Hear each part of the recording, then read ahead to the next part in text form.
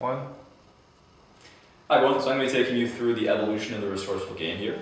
So originally we started an incubator we were a part of, just talking about how a card game could look. What we wanted to do is to create a game which helped people to learn design thinking and to kind of learn how to think outside the box. So we started by putting our ideas down to a bunch of different pieces of paper, and eventually we ended up sort of with this, an unofficial first copy rule set of how the game could work.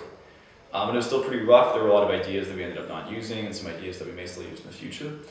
But from that, we created our first mock deck. So that's Design It, the card game for creatives. And in that, we had feature cards, problem cards, and user cards. And basically, the problem user cards would create scenarios. And then from those, the feature cards would limit what you could solve the problem with, like waterproof or durable, whatever your solution had to be.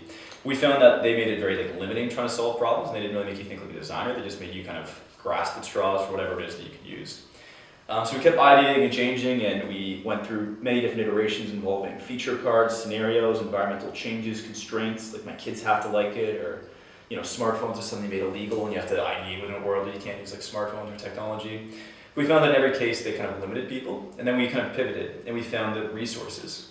And in that way, colorful sticky notes, tricycles, it gave people options, and it turned what would have been limitations into opportunities. And it made it a lot more fun and kind of flexible to kind of figure out what could I solve this problem with, how could this work?